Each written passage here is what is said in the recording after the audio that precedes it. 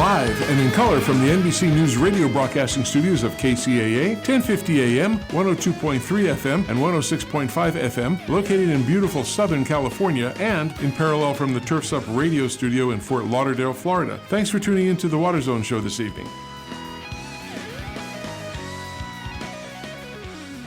Well, a pleasant good afternoon to everybody, a pleasant evening, and a pleasant morning, depending where you are in this wonderful world. Hope everybody's in a safe, nice place and enjoying life, and don't think about all any bad things that are going on, because there's lots of those, but we don't want to talk about that.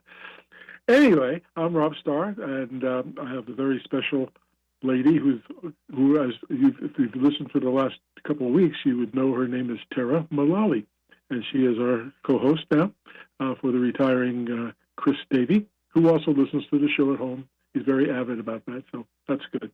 Anyway, we're all here, and excuse me.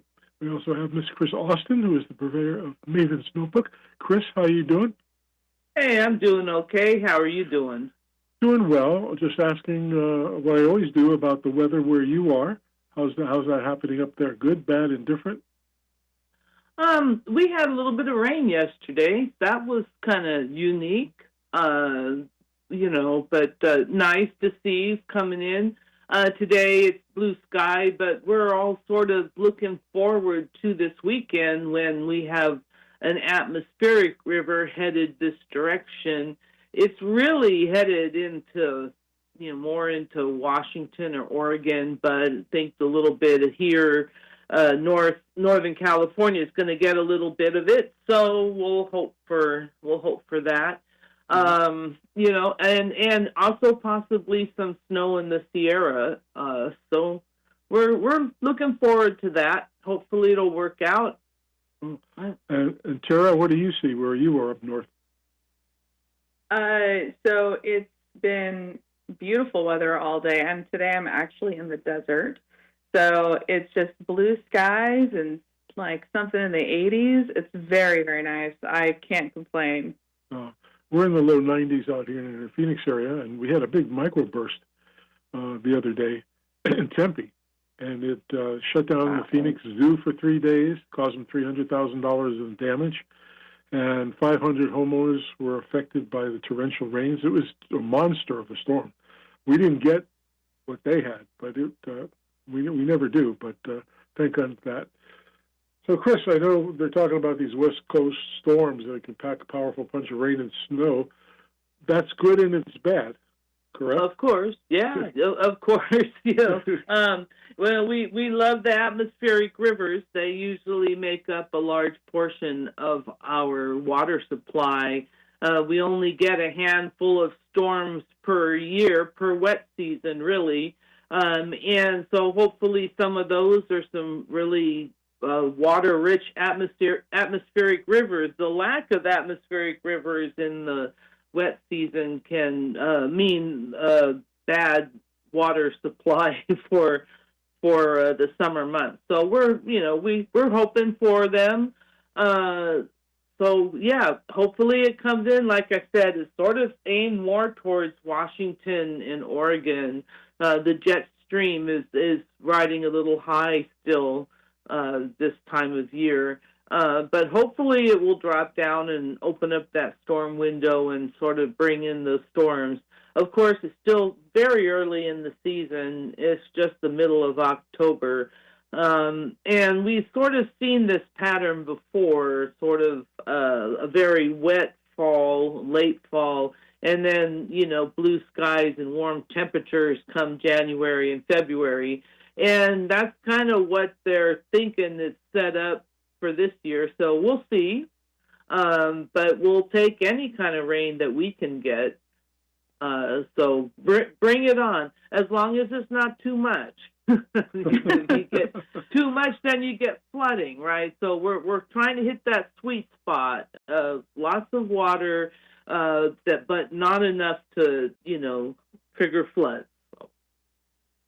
Yeah, no atmospheric rains for us.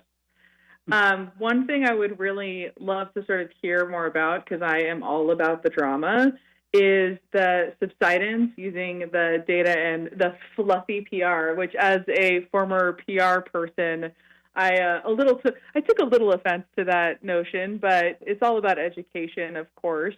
And so it was fascinating to kind of read more about what the Central Valley is dealing with and how they plan to secure funding for those farmers who need it.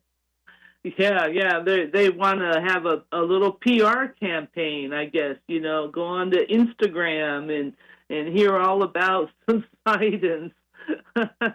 Yeah, and I like that they were very that could be a big sinkhole in the conversation. Yeah, it wouldn't go well. But where was it? Oh, that I like that they're straightforward. They want to plant stories with the people. They even call out, Ian James of the Los Angeles Times. So they're coming for you, Ian, just so you know. But they want to create. Yeah, he's notoriously easy here, by the way. Well, he's not at all. Yeah, I don't know. I hand off suggestions to reporters a number of times, and very rarely do they ever turn into a story. I think it'd be a great story, but we'll see. We'll see if Ian picks it up. But they want to, they want to create this narrative on how farmers are working on subsidence, and they want to try and as a method to get more proposition for funding for their land retirement programs, like the Department of Water Resources has one called Land Flex. So they're trying to get some more money from this Prop 4 funding, and so they're going to try and run this little PR campaign, so they can help. It's a lot of land repurposing and other things to kind of reduce the subsidence and reduce the water use. So, we'll see how that works. Fluffy PR campaign, yeah. Yeah. I was thinking of those people I see on television dressed up in animals protesting. I thought that was the fluffy part of it. Anyway, but you ladies know what holiday's coming up, right? The end of the month? Veterans Day? No. Halloween? Veterans Day's coming up. Halloween. Oh, and just right. I care about the veterans. Sorry. Yeah. That you should. We all should. What's very interesting that at this time of year, something always comes out to be is part of the scary stuff, like Halloween. And so we've got, and there's probably going to be a movie made about this large invasive rodents that are attacking crops. That moment. that would be for sure. Yeah. There was a movie about rats a long time ago. I forget the name of it, but they were like all white rats. I can't remember the name. Anybody remember that? So you're talking about the Secrets of Nim, ROUSs? It was. They named the rat. A boy named the pet mouse he had, and that mouse. Well, yeah, that was it. So this is I know a lot about horror movies. That's right. So this is probably going to be a remake of Willard, talking about what's happening here in California. But seriously, how bad is this getting? Is it getting really bad with diseases and everything? Well, I don't think it's really diseases, but they kind of like to eat through wetlands.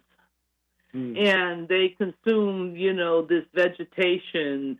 And, I mean, there are some diseases and parasites, but I think we're more concerned about the damage that they can do to all this restoration that we're trying to do, as well as the levees.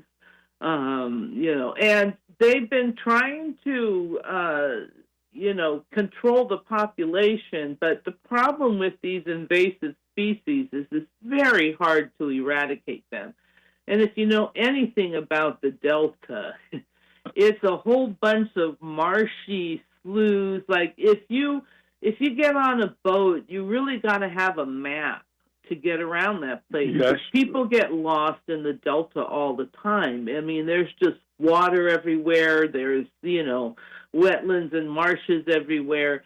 And I mean, it's kind of hard to see, hard to see how it's going to be successful given that environment. But they got to try. And so they have been trying. And then they think that they've got it under control. They haven't seen any for a while, and then they pop up somewhere else. And, they just these very large rodents. Are they Yeah, they related? sort of look like beavers, actually. So they're nutria. So they're like have like these big teeth and big like orange teeth. Yeah. Yeah. I They mean, don't get to brush teeth. their teeth. Of course, it's going to be orange. They need to work on their dental plan. Yeah, but they just seem to persist, and it's costing a lot of money. They're using cameras and traps and trying to figure out what to do. And California's not alone. Nutria now, it says, inhabit about 20 states, and it only Maryland seems to have successfully eliminated them. So, we'll see how it works. There's some interesting strategies. One that a couple that I think they used in Maryland was releasing sterilized animals fitted with radio tracking devices so they can locate the colonies, or dogs that are trained to sniff them out. So, we'll see how, we'll see if we can employ any of those techniques, but it's really very, very difficult. Nutria, golden mussels, all these invasive species are just, it's virtually unheard of to be able to eradicate them. So, and they're just expensive. I mean, golden mussels don't do any like real direct harm to humans, except for they just make it impossible to run the infrastructure the way it was originally supposed to be run. So it just makes things, again, expensive. And if we just keep making things more expensive, nobody can afford this like vital, essential resource. But on the other hand, you have to clean off all the stuff that they attach to. So you're forced to do those kinds of things to keep your system working or running. But overall, with like the golden mussels, they're filter feeders, so they can clear out the water. They can start eating the stuff that your native fish species eat, and so that can sometimes cause problems with competition, and also too, like quagga mussel shells, like in the lakes that are infested with those, the shells wash up on the beach and they're sharp, and you can't walk on them, So you may find your water body, you still have to keep your shoes on, which would be really, really new. Never a problem when I was growing up. You had to have water shoes to go in a water body. Well, there's a company I was reading that you were telling a story about called EcoClean, and they're picking up a lot of. They have some cleaning robots. Oh yeah, they've been using these in Lake Tahoe. Mm-hmm. They sift through the sand. They're like like a Roomba for the beach. Kind of. They sift through the sand and get the trash and the crap out. Which is And I'm glad that they have machines that do that. I just wish that people would not let trash be. They wouldn't litter, and they wouldn't let others litter. That if we were all nice adults, we'd all pick up our trash, right? And then it wouldn't be a problem. Trash in the trash cans, but that's not kind of the case these days, unfortunately. But I'm glad they have such machines to do these things.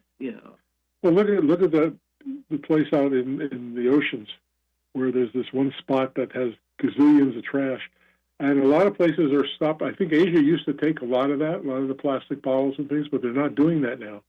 So they have an overabundance of that, and they're saying it's too expensive for them to send the ships out to go collect all of that. By the time they process it, they're not making much money on it. Yeah, I mean, and it's not one spot in the ocean. It's like several spots in the ocean. It's just like there are places in the ocean where these things tend to collect. And circle around and around. I mean, it's stunning how much garbage is in the ocean.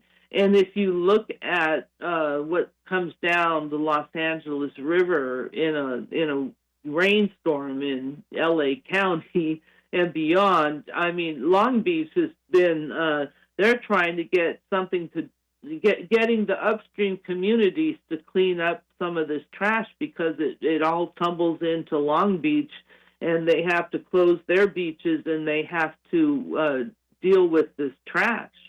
You know, they put a big net over there, you know, to catch all this trash coming down the Los Angeles River, and even so, they can't even get it all. And it's a real problem. I mean, I don't know how they're going to get all this trash that's already in the ocean out of it, and that may be impossible to do. But one thing we could do is make sure that no more trash goes in the ocean. And this is, you know, a situation for not just California and the West Coast, but really any nation, any place that has a coastline to the ocean. I mean, it's not just California dumping trash into the ocean. It's all the countries that surround the ocean, you know, letting trash get into the ocean. So it's something that I would like to see at least that happen.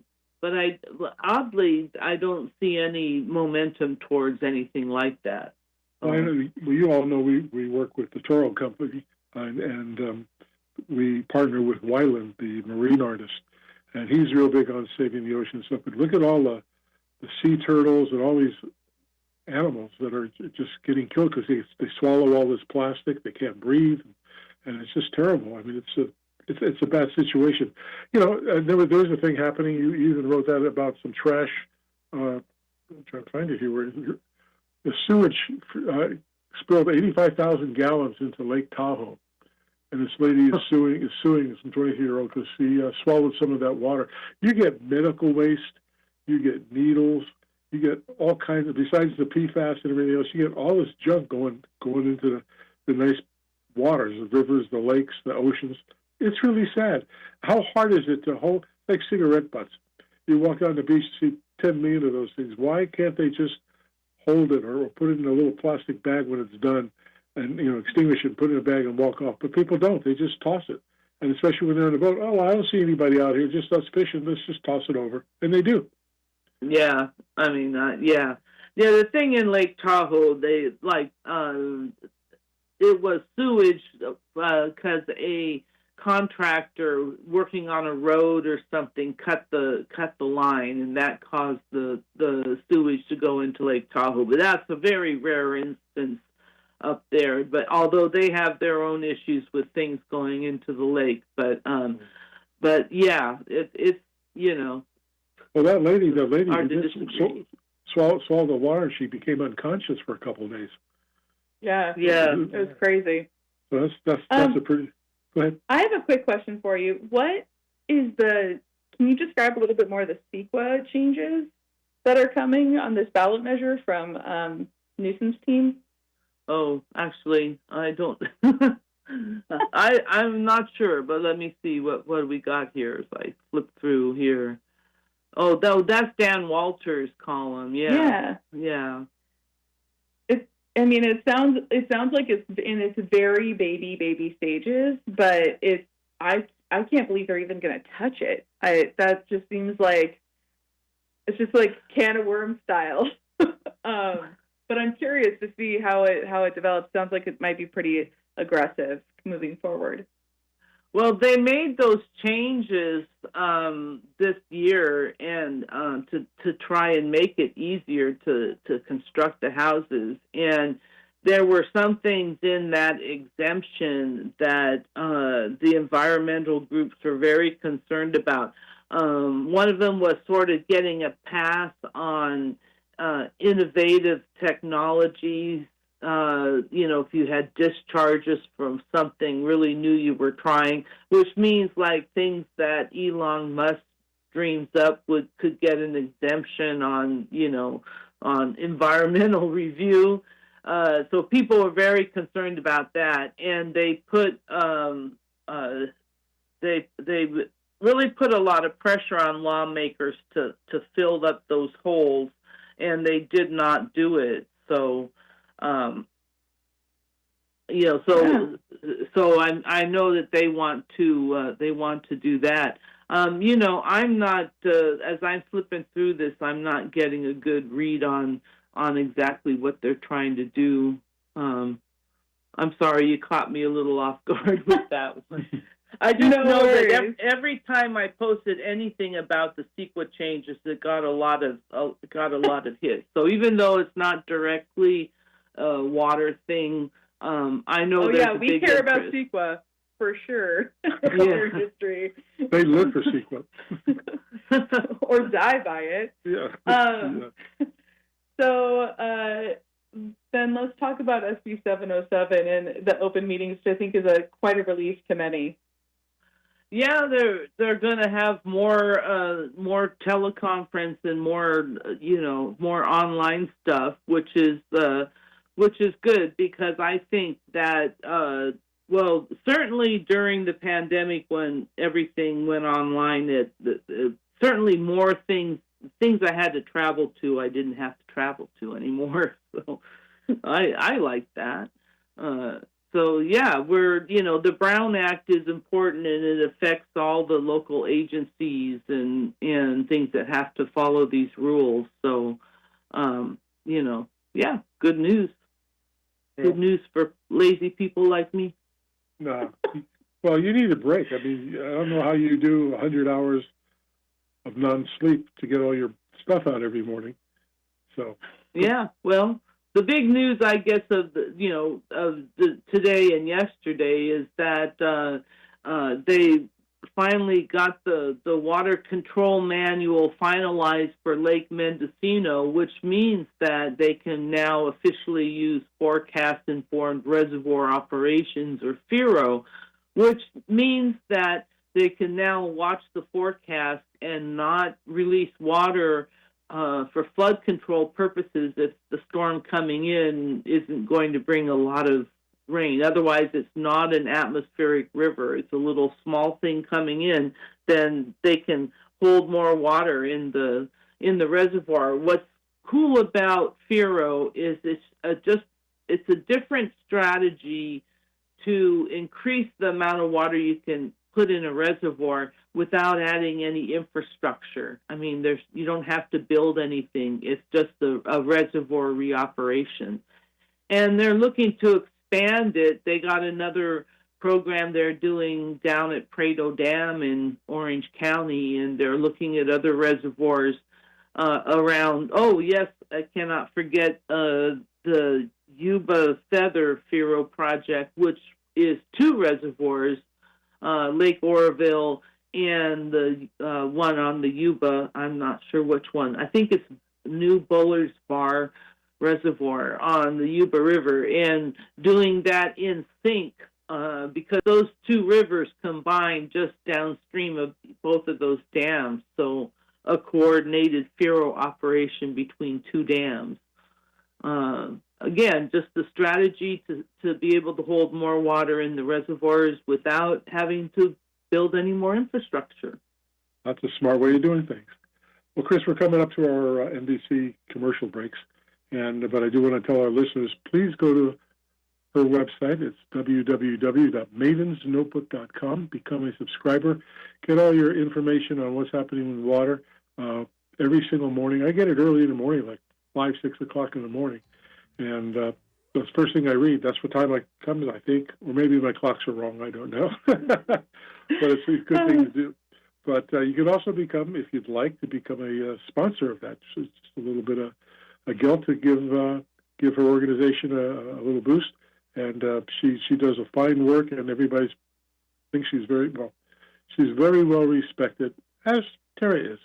And well, you are. Both ladies are very good and very known and very believable and honest and good ethics, and that's good. People listen to it. And you didn't have to pay me to say that either. It's all free. Anyway, So do that with Chris, and I appreciate that. Chris, we'll talk to you next week. We have some good things coming up, and you enjoy your week and have a nice weekend. Okay, good evening, guys. Have fun. Good evening. All right, before we get the other, I have a due announcement about the irrigation show.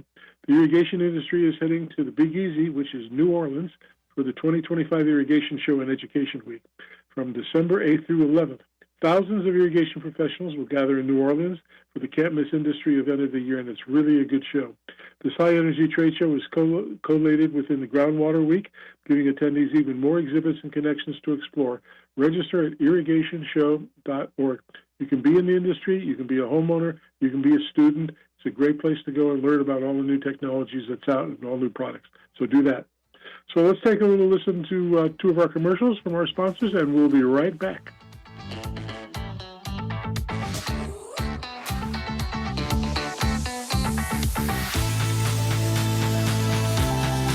Are you presently part of the irrigation industry as a worker or business owner? Do you want to learn how you and your staff can boost your knowledge and productivity? Then you should check out Irrigator Technical Training School. Irrigator Tech is the leading source of quality instruction serving all facets of the irrigation industry.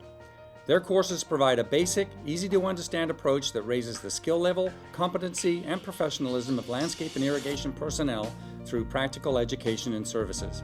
Irrigator Tech combines classroom and real-life hands-on training, leading to a well-recognized certification that both customers and employers demand.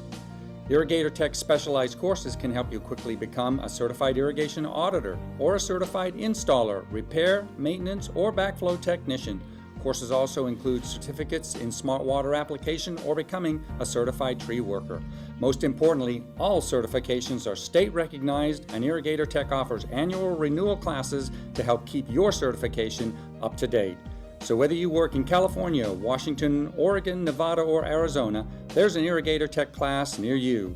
For more information on how to jumpstart your career, call Irrigator Tech toll-free 866-614-1755 or visit them on the web at irrigatortech.com. That's toll-free 866-614-1755 and on the web at irrigatortech.com.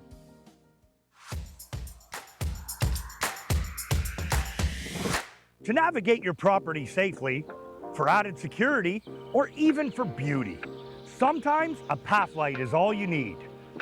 Hi, I'm Sean, one of the coaches on the Site 1 training team, and today we're going to look at the Pro Trade Path Light.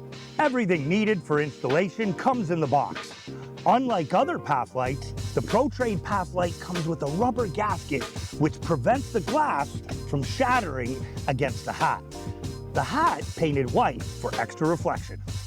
The path light comes with a 2.5 watt lamp. It's available in black, bronze, or brass finish. For more information about your Pro Trade Path Light, come into Site 1 or see site1.com.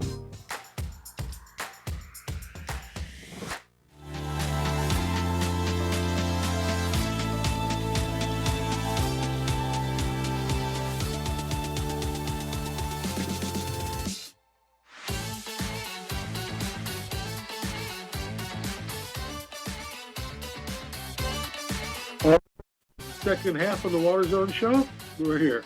Hope everybody's having a great time. We have a special guest today, and his name is Mauricio Guardado, and he happens to be the general manager of United Water Conservation District, and we want to bring him on, so I'll just call him Mauricio. Welcome to the Water Zone. Thank you very much. It's a pleasure being here. Thank you for giving me the opportunity tonight. I'm very interested in Tara actually brought me the information a couple of weeks back, and I thought this was a good story to talk about, and it's going to be a big litigation that you're going to do with this thing, and hope we get into that. Just before we start, though, I found out that you're a fellow Matador. That's right. Go Matadors, for sure. Cal State Northridge is near and dear to my heart. Had many great years there. Me too. Before it was that, it was San Fernando Valley State College. I don't know if you know that. My basketball coach. Oh yeah, I have. I went to CSUN on a basketball scholarship, and so our head coach had several of those artifacts from back in the day at San Fernando Valley College. So it was interesting to learn about the history. Yep. So now I'm dating myself. But that's okay. Well, anyway, thank you. That's okay. thank you very much for being on the show. But this is a very interesting topic that we got. So but before we get into that, let's start with the basics. What is United Water Conservation District, and what do you do? So United Water Conservation District, we've been around almost 100 years. So back in 1927, agency was established to have a water entity that would help recharge, store, to help the community and the farms grow and the communities to grow. It evolved from there. And, currently to date, we're now responsible for about 400,000 people for their water resource in Ventura County and about 100,000 acres of irrigated farmland. So we've evolved from just harvesting the runoff in reservoirs and recharging about 7 groundwater basins along the way to actually even having a wholesale operation to serve several cities downstream. So it's a pretty vast operation, and clearly a lot of people rely on operation to run effectively to get the resource they need. But we've been around for a long time, and again, we do a little bit of everything. We store water, recharge water, treat and produce potable drinking water, as well as surface water to irrigate farmland. So it's a pretty unique operation. Well, being up in Ventura County, why do they need an agency like United? Does the city already handle water, or you give them a lot more? Well, certainly cities have their own operation, but it doesn't quite meet all the demands. And United Water is essential because, for example, even with the water the cities, county, and other municipalities provide, they need the groundwater to pump from. And that's where largely United comes in. We're experts at being able to operate the basins to ensure that resource is available. So when the cities and others utilize their wells to extract the water from the groundwater basins, it's there. It's reliable and it's high quality water. And so we play a very important role. We often say we're the best agency that no one's ever heard of because we provide the resource, but we're not necessarily on your utility bill. But without United's operation, that water would be very scarce, as we witnessed during the drought and some of these regulatory circumstances that we're going to get into today, I'm sure. Okay. So one of the most beautiful things in Ventura County is the Santa Clara River. I know it's not necessarily one of the most flowing rivers, but it is quite beautiful. Can you tell me how United Water's operations leverage that running flow from Lake Piru on kind of down to the ocean? Yeah, and as you mentioned, with our large service area being almost 375 square miles from the Los Padres Mountains all the way to the coast, we utilize that Santa Clara River as a conveyance system. From that water that we have stored at Lake Piru, we're able to release water and actually gravity feed that water 26 miles, gravity fed, all the way to one of our diversion structures. So the Santa Clara River plays an important natural conveyance structure, and despite it being dry 9-10 months out of the year, we do take advantage of the river when there is precipitation and the river is flowing, but also we are able to manufacture flow in that river when it's dry or when releases are necessary to recharge groundwater basins. Again, utilizing gravity-fed natural conveyance system, about 26 miles, all the way from point A to point B. And so what does the federal government have it to do with any of this kind of local water management? Well, that's where we get into some real challenges, real obstacles. With us having permits, have done it, checking all the boxes as far as how we can operate, when we can operate. United Water Conservation Districts, we're incredible stewards of the environment. We're protecting all kinds of species. Being in a natural watershed, we have to, and not only we have to, but we want to. It's even part of our mission statement. And however, there's circumstances where the federal government suddenly arbitrarily makes decisions to curtail that water supply, curtail your water right, and demand more, and not necessarily based on any science or a good reasoning, but because it's their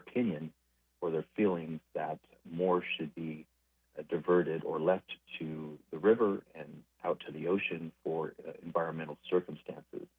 And that's where we really come in conflict, because of all the science and analysis and monitoring that's been conducted over decades.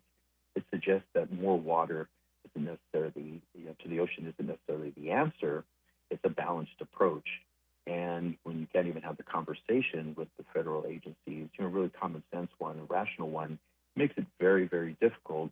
Then it gets expensive, and you have to take other means to try to preserve that water right, to preserve that property, and preserve that beneficial resource that everybody requires you to provide, and that we're responsible for, and people depend on. So when we get into those kind of troubles, again, we have to take other measures, and we're in one of those now. So let's pause for a minute for some of our listeners that aren't in the water business. What exactly, if you can define better for them, the term water rights?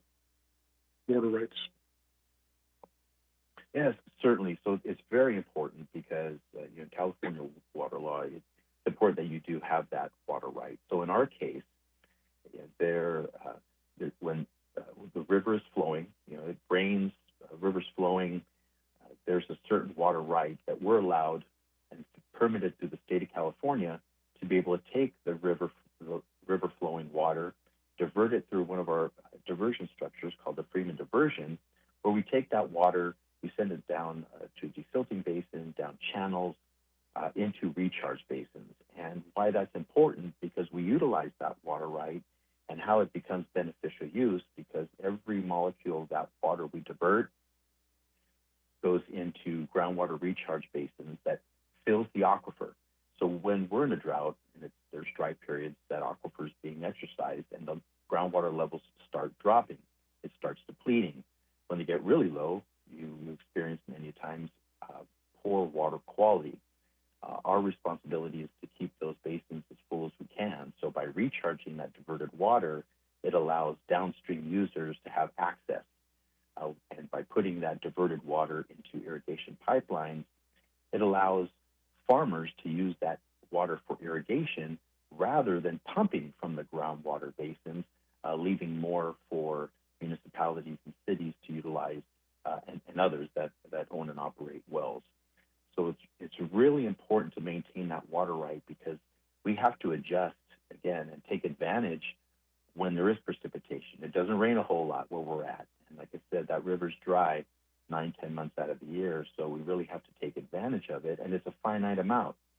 And if that's curtailed, well, that means less water to store, less water to recharge, less water to irrigate with, and more reliance on the groundwater basins to overpump.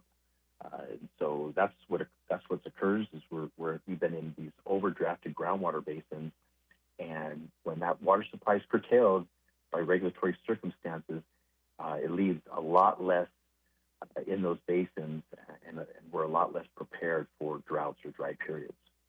Mm-hmm. So what caused the change? Hopefully that kind of... Oh, go ahead. No, I just think, hopefully, it's a very intricate system, and, really eyes on it really puts it in perspective.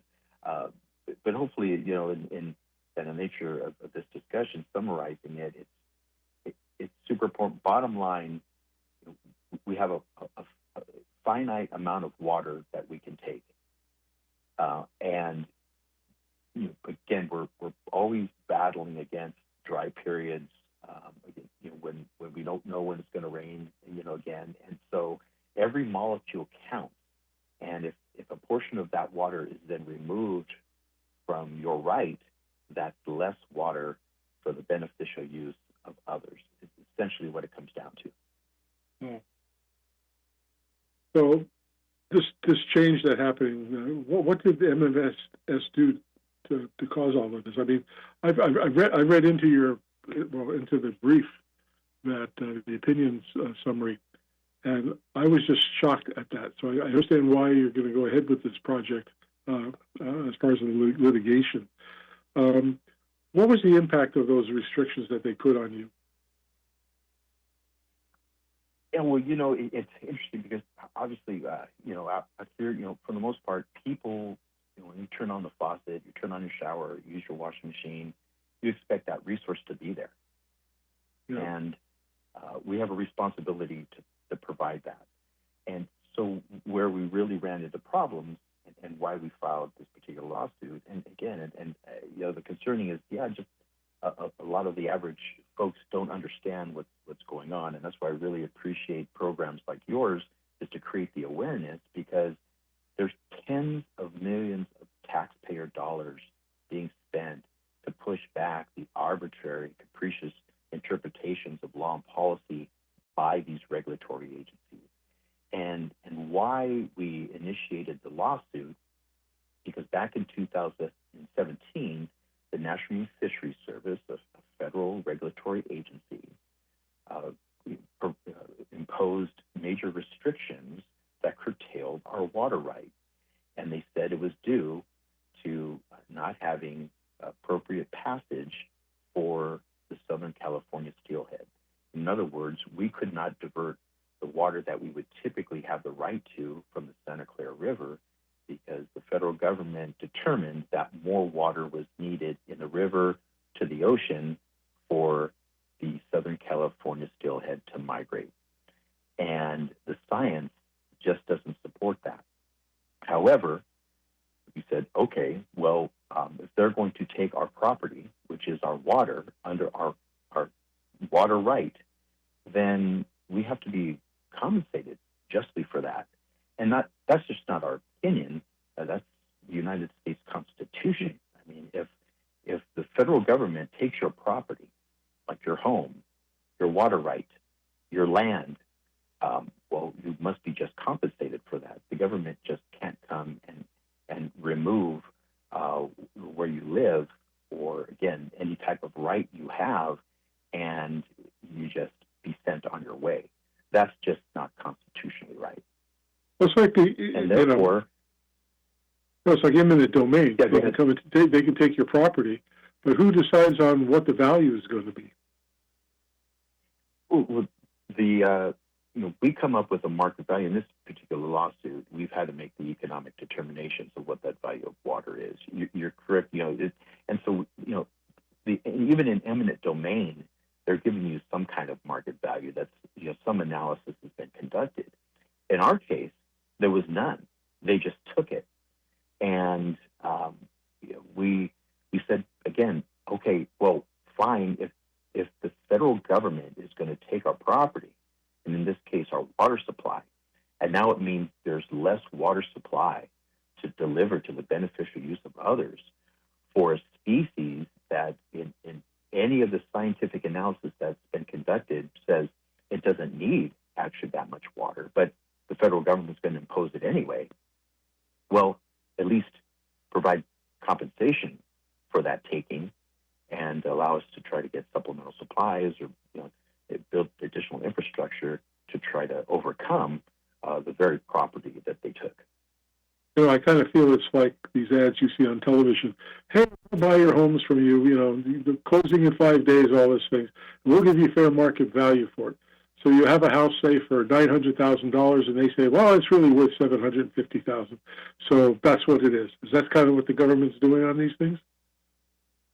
Yeah, as a matter of fact, actually, when we're talking about the courts, we filed a lawsuit. Unfortunately, the Federal Circuit Court of Appeals ruled against us in August of 2025, and they simply stated that because there wasn't a complete cutoff from our water, that United wasn't entitled to a physical taking. Now, let's roll that back a little bit, because we're trying to figure out how much sense does that really make. Because under the Federal Circuit Court of Appeals ruling, it essentially says that, well, the government could take 90%, 95%, even 99.5% of your water without owing you anything, as long as you could take one drop of water. And so that's what's really concerning to us. And it should really concern others, because if a new precedent starts being set for this, I mean, where do they stop? Right now it's our water. Could it be your land rights? Could it be your home? So in this case, they could say, well, okay, I mean, you have this nice piece of property, you have this nice home. We're going to leave you the shack in the corner of the lot because you still have a place that you could lay your head down. I mean, it makes absolutely no sense, and that's why we feel we have a really good chance as we petition to the United States Supreme Court that will prevail on this. It's unconstitutional, and if we don't prevail here, our fears, like where will it end? I mean, a new precedent would be set, and it would only mean less resources for public beneficial use, and less resources for even some environmental circumstances that we battle with seawater intrusion, and then of course tens of millions of additional taxpayers' money, trying to supplement that supply that was actually taken from that right. So this lawsuit couldn't be more important, not just to our local region of Ventura County, but the entire United States. I mean, everybody has some kind of property right, land right, grazing rights, other road rights. I mean, there's all kinds of circumstances that imagine if the federal government just comes in and says, we want that. And again, you have to walk away without just compensation. It's just fundamentally unconstitutional. So one of the things that I've heard is that it messes with the Environmental Species Act, or it challenges environmental protections. Can you talk to me a little bit about that? Yeah, that's just a false narrative, Tara. In our case, again, we're incredible stewards of the environment. This doesn't change or try to replace any of the Environmental Species Act law or any of the policies that are associated with it. We have to operate within that law. We were operating within the Environmental Species Act law and the policies that support it. It just came down to this circumstance where the federal government arbitrarily decided it wasn't enough, not based on any technical report, not based on any scientific evidence, not based on any surveys or monitoring that the government performed. They just simply said, based on what we have reviewed, arbitrarily we think it's not enough, and thereby reduced those diversions to the Freeman diversion. So in no way, shape, or form has this have any implications negatively to any of the environmental policies or law that we have to abide by every single day. And we do that. This is just simply above and beyond what that law and policy states, and just it is simply a taking of property, which is in a completely different category in and of itself. So what's next? Again, it's unfortunate.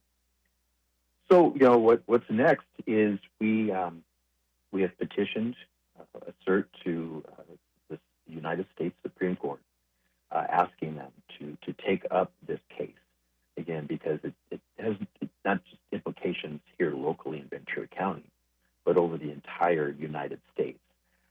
I know there's several people that have already experienced something like this, and this would be the first lawsuit that, when we prevail, would actually hold this federal agency accountable.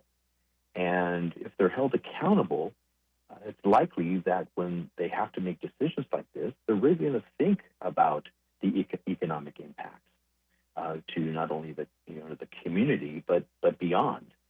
And right now they just don't have that. But fortunately, there's some precedent in the Supreme Court that are actually holding these agencies accountable, and we're hoping that this is one that take up to really reinforce that accountability that says, hey, you can't just take somebody's property, and if you do, well, then you've got to pay for it.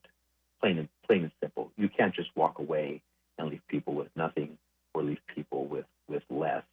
And these are really big issues that, fortunately, we have the resources to push back on. I think there are a lot of agencies out there within the United States, and certainly I know in California, that just don't have the means or wherewithal to do that. And so they're vulnerable. And these agencies will prey on those individuals to get what they want. And fortunately, the United Water Conservation District is out there pushing back, again, not for just our local community, but just for people as a whole, for the industry as a whole, this isn't right, and we're about doing the right things right, and this is one of them. And what message would you send to other water districts or landowners or groups who are listening to this right now? If you are concerned about government overreach, if you're concerned that the federal and state governments aren't appropriately held accountable for arbitrary actions, then you can join in. You can help. And one way to help is certainly we're trying to secure amicus briefs from other entities that would share support for this case. I think as we move along and continue to challenge these regulatory agencies on policy issues, letters of support would certainly help. Again, to show that it's just not a local problem. This is a larger problem, a more broad problem for the people out there. So, again, if do yourself a favor, because if you sit back and do nothing, then you can't complain about the outcomes. And there's a lot happening, right now, and a lot of people don't understand. But that's why I think we have organizations like ours that could help create that awareness and help lead that effort. But it's going to take a village. We can't do it on our own. And I think it's time for people to step up and take it back. Take what theirs is back. We got to stop the government overreach. We got to stop allowing this, not even elected officials, but just appointed employees of these agencies making huge, life-changing economic decisions based on opinions, and not considering the science. Let science lead the way. But the more people we can reach out to, the more people that are willing to help support and create an awareness, and go to their legislator and talk about these very important issues, make it a priority, because there's going to be so much water to go around, and if it's keep arbitrarily taken from you, look at what happened in the drought, and just how many people went without, all the curtailments that occurred. And I don't believe it had to be that way, but it was decades of just water that wasn't able to be stored, water that wasn't able to be recharged, and that's the predicament we're going to find ourselves in moving forward if we don't do something about it. So get involved. That's what I would say is there's an opportunity to get involved. Absolutely. I also understand from Tara that you guys hired a top litigator, and I won't mention his name if I'm not supposed to, but I've seen him on television, and I've read his background. The guy is amazing. So you picked one of the best ones in the country, actually. Won many awards, and he's rated very highly in several different classifications. And I was talking to my daughter about him. My daughter is an attorney. She doesn't practice that anymore. She's in charge of a company that does the ankle bracelets. So she's still in this. She used to be in the FBI, but anyway, we thank you very much. Go ahead, please. Yeah, no, I was just going to say, along those lines, what was very encouraging is you get people, again, we thought, like, what are the odds, right, to get that kind of team, that kind of legal team behind this. And at the end of the day, what they told us, this is the right thing to do. This is something that, if we don't get this right, we'll set the wrong precedent. And it'll be historical. I mean, this is something that will help at least give us something that we can utilize to protect us in the future. And that's how big it is. And again, really want to thank you and you're giving us the time to create the awareness and try to get people engaged. It's your water. It's your resource. You should have what you need. We're going to follow the story and have you back. I don't mean to rush, but I got to turn it over to NBC, as I think they just did, for their news. Stick around and you talk. Hold on.